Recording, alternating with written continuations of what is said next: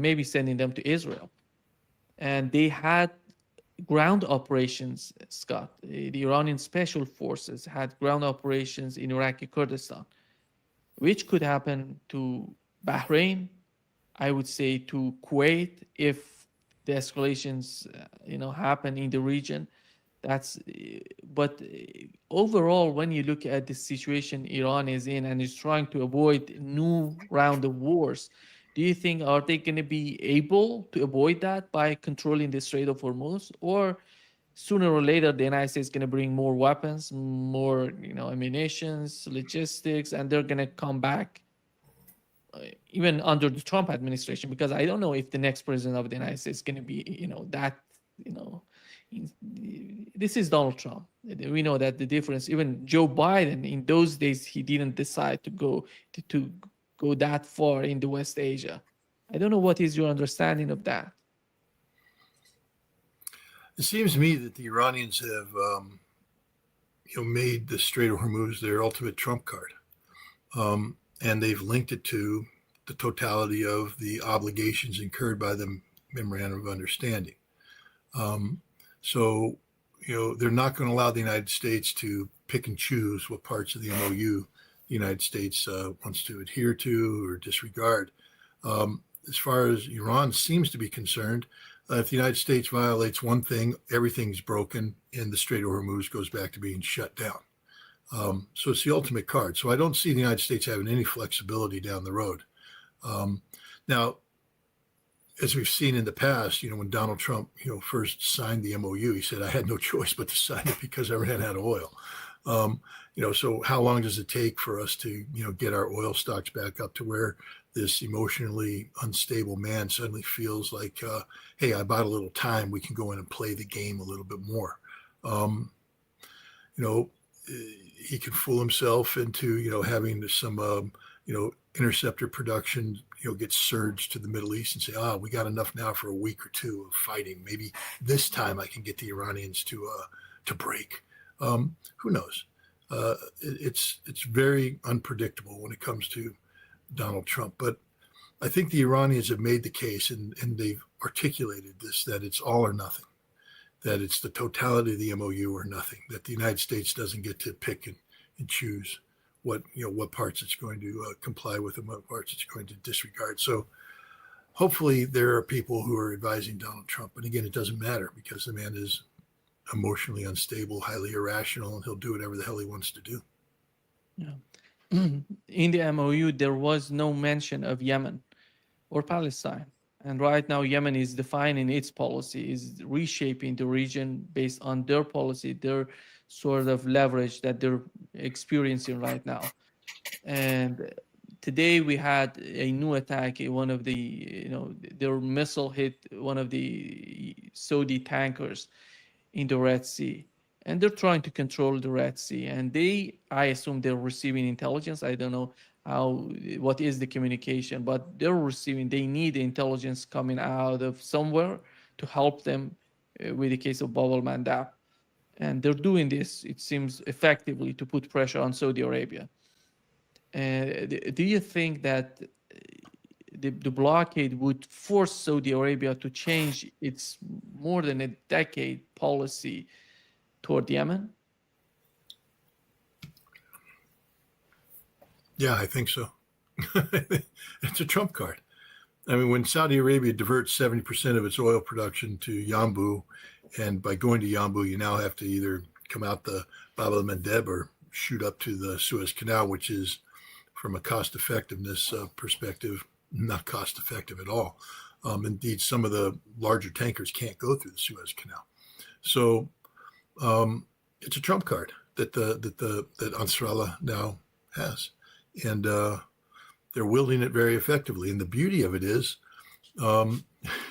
Iran can continue to, impact global energy markets by, just having Ansarallah shut down Bab al-Mandeb. Iran can say, it's not part of the MOU, not my business, and yet make it their business. So the Iranians are very, very clever in their negotiations. They linked Lebanon, but they didn't link Ansarallah. They didn't link Gaza, but they've linked Gaza. Remember, Gaza is linked constitutionally. The Palestinian cause is linked constitutionally. So, you know, the Iranians have a far stronger hand than I think anybody in the West has comprehended. And one of the reasons why is that they understand the region far better than anybody in the West does. They understand the reality of Nasrallah. They also know the history. How many people know that southern Saudi Arabia is actually part of Yemen? Have people actually studied the history of that and understand that the Saudis stole it from Yemen, and they stole it from the Houthi, actually, from the tribes that today constitute Nasrallah, and that there's a great deal of concern in Saudi Arabia that Nasrallah may want these lands back, and if this war goes existential, Nasrallah will probably take these lands back. So this is a far more complicated situation than people think. The notion that the United States can bomb Nasrallah into submission has been mooted by 12 years of defiance on the part of Nasrallah since 2014, when Saudi Arabia, fronting for the United States and its European partners, backed by the United Arab Emirates, began an incessant aerial campaign, designed to crush Nasrallah. And here we are 12 years later, and Nasrallah is alive, well, and living. They haven't achieved any of their objectives, they being the Saudis. So the notion that we can bomb Nasrallah into submission is just it's contradicted by the facts. Yeah, but you mentioned that Iran knows the region. We know that Saudi Arabia, Qatar, and Kuwait, Bahrain, they're all in that region, located in that region. They have to understand it. Do you see that sort of understanding? What is their perception, in your opinion, as time goes by? Is that going to change? Are they going to change their policies toward Iran, toward Yemen, toward the West Asia, or they're going to double down on the way that they're seeing? Because the attack on Iraq, to be honest, it doesn't show that Saudi Arabia is totally understand the situation they're in my opinion. And we're going to see maybe tonight or tomorrow a new attack from Iraq on Saudi Arabia, on the oil facility in Saudi Arabia. That in my opinion, that's going to happen sooner or later. But the reason I'm asking this question, you as much as we talk about Iran, it doesn't that much. It's not all dependent on Iranian position. It depends on the policies in Saudi Arabia, in Qatar, on all of these countries. A combination of ideas and mindset in that region. Well, let's put it this way. Iran could suffer catastrophic harm to its energy production capacity and still survive as a nation state, inclusive of the current government, because it has institutions of governance that are linked to a constitution that's linked to the people. The people are Iran. Now we look at the Gulf Arab states. They're a bunch of fat, obese, perfume princes and sheiks that got their job because the British appointed them, anointed them to be heads of former colonial territories. They're fake as hell. There's no linkage with the people. They aren't of the people. They're not voted in by the people. They can do whatever they want. And believe me, the level of corruption that's carried out by these,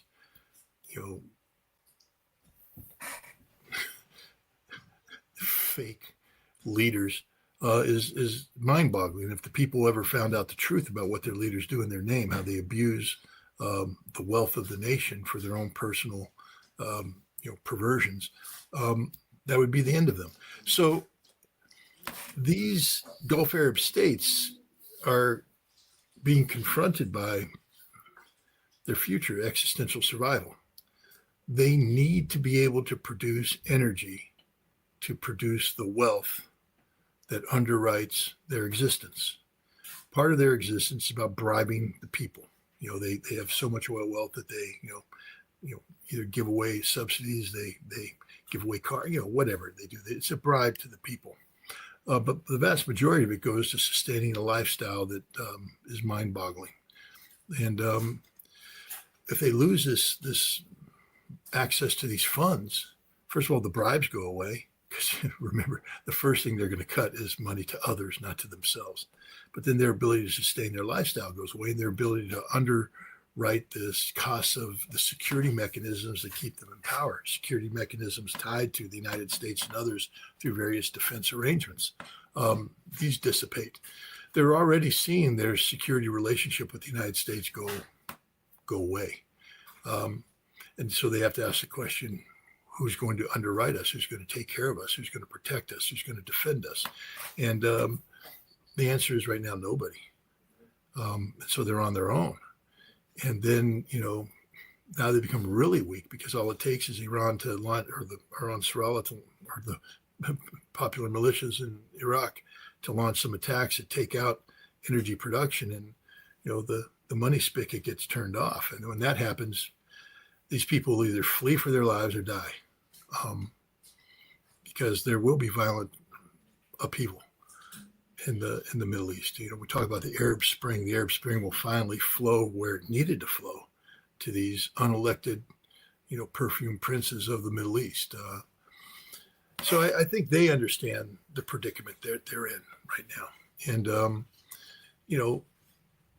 I think China will have a very big say in the future, because China needs economic stability. And so I think, and China doesn't play morality games.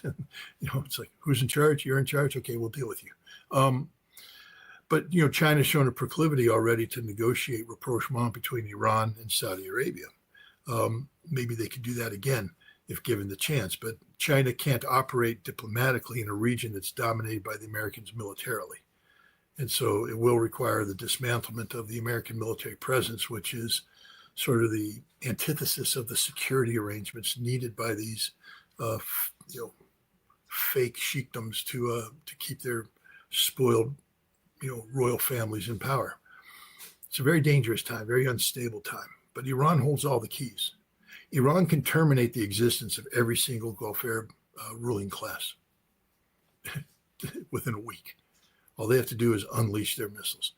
But, be careful what you wish for. Sometimes the chaos and anarchy that would follow,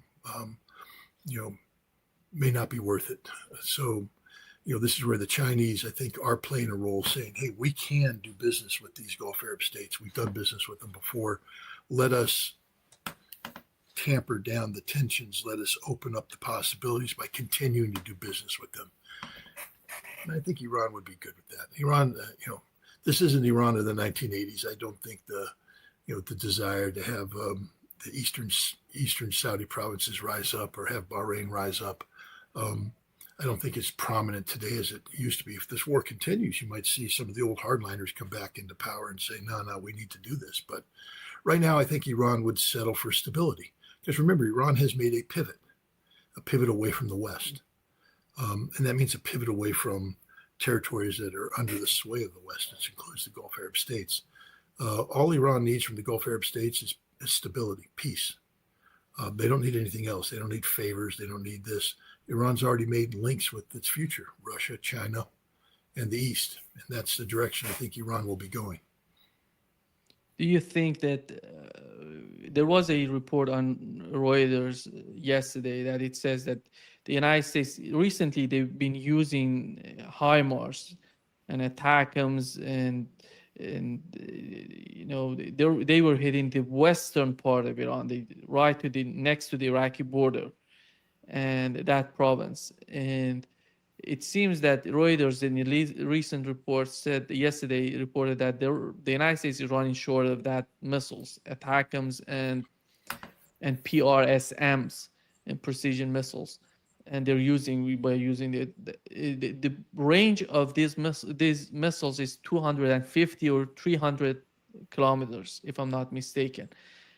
And this is one part if they try to go on offensive, Scott. The other part would be the fighter jets using, long range missiles like, Tomahawk missiles and these sort of missiles that they can use far, away from the Iranian borders, because we haven't seen any sort of, invasion of the Iranian airspace during the recent attacks, the latest attacks.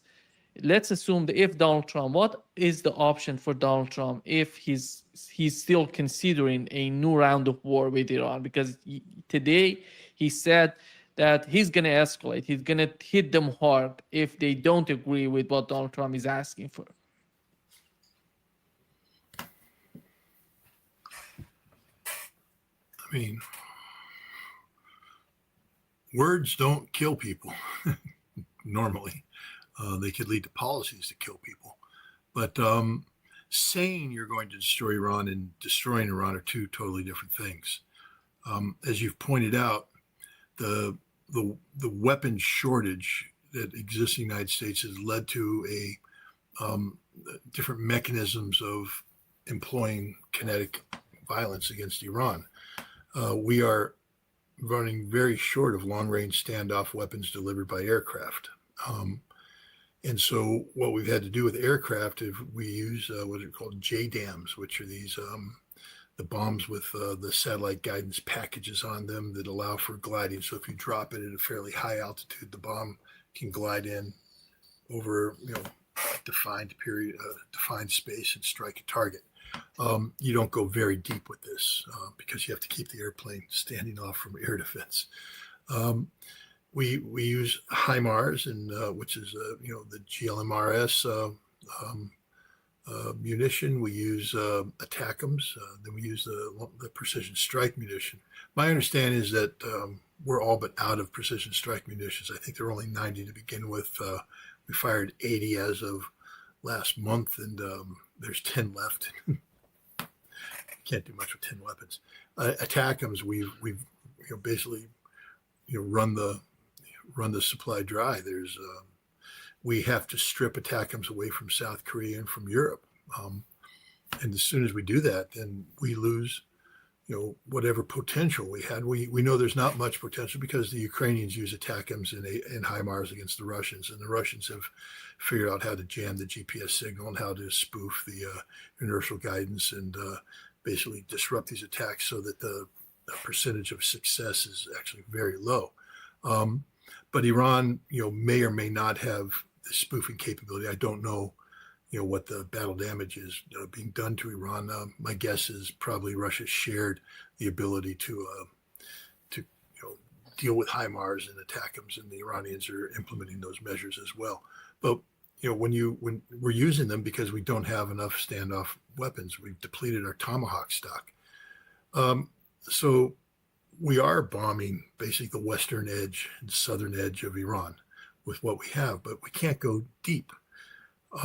Iran has missiles that have greater range than our missiles, which means that Iran can operate from a strategic depth that we can't reach with the available weaponry, and they can punish, all of the Gulf Arab nations, and they can strike deeper into Jordan. So, what you've described is proof positive that we simply can't have a broader war against Iran, that we've maxed out on our combat potential. We lack the capacity to meaningfully project power in a sustainable fashion into the Iranian strategic depth. Meanwhile, Iran continues to be able to threaten the totality of the strategic depth of the United States and our allies in the region. There are two important points for Donald Trump. One of them is the Strait of Hormuz being opened again, back to what it was before the war started, in terms of being open up, all these vessels getting in and coming out. And the other point is the Iranian nuclear program.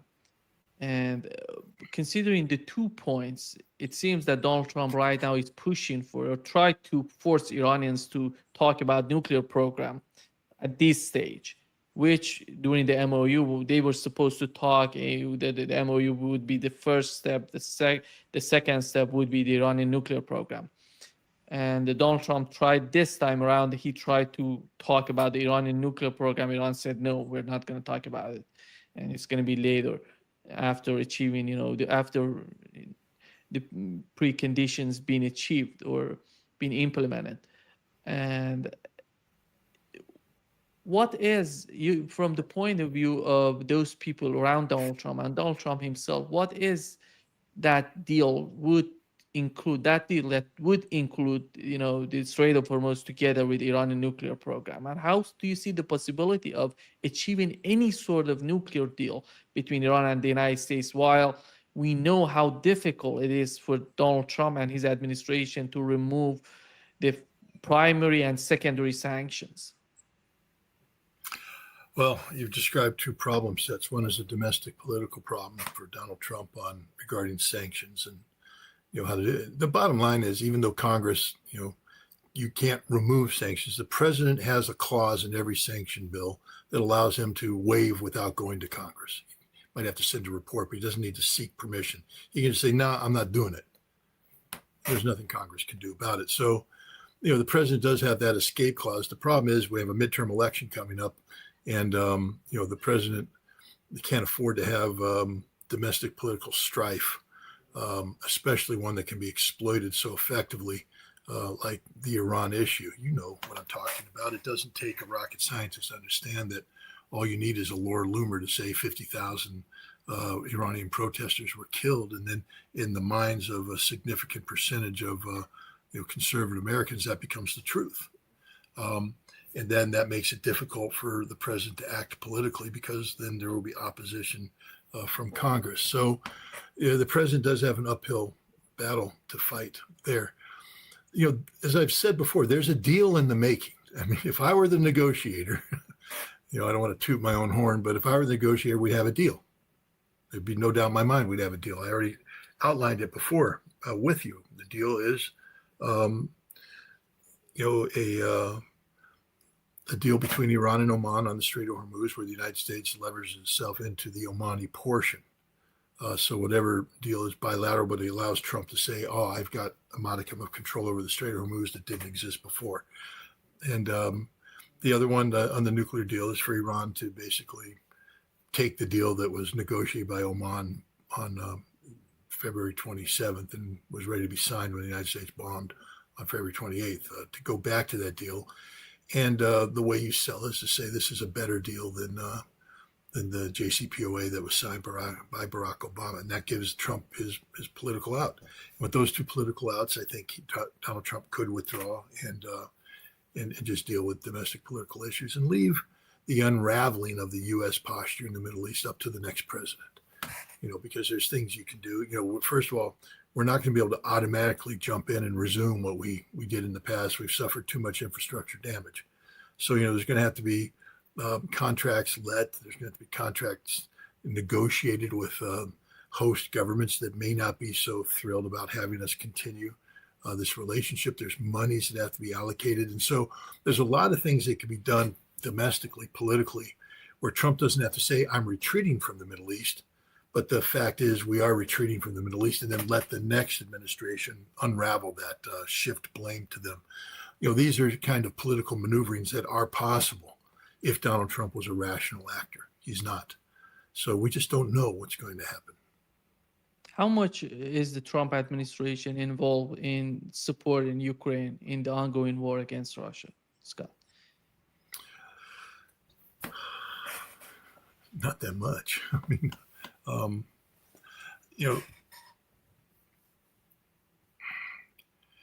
we have, when the war first started, we go back to General Donahue, HIMARS was provided. In order for Ukraine to use HIMARS, we had to create a targeting cell in Germany. I think in Wiesbaden is where it was set up. And then at Mainz-Kastel was a more specific technical team. But for the HIMARS to be fired, especially in a way that allowed, because one of the key aspects wasn't just, having HIMARS fired, but having HIMARS survive. We didn't want to provide HIMARS to Ukraine only to have Russia destroy them. And so there's specific tactics that have been worked out. The Marine Corps has been developing these, land a C-130, get the HIMARS off, down, targeting data, fire, get back on and fly away before anybody knows what happens. But that requires a specific targeting set of algorithms to be downloaded based upon where they are. So they'll pre-survey a spot. C-130 will land, they'll come out, boom, confirm, data loaded, fire. And in order to survive, Ukraine needed the same thing, which means that the United States became the targeting authority for all HIMARS strikes. Now, I'm writing an article that talks about, well, wait a minute, does that mean that we tried to assassinate the mayor of Gorlovka in September 2022? Yes. Does that mean that we deliberately struck a theater where children were practicing ballet in November of 2022? Yes, it means exactly that, because they couldn't have fired those missiles without us. Donahue created a system. So, basically the United States would find the locations where they're going to fire. The Ukrainians would drive up to them, and then we would have received their target package, and then we approve that target package by sending the data. We called it points of interest, a point of interest. We didn't call it a target.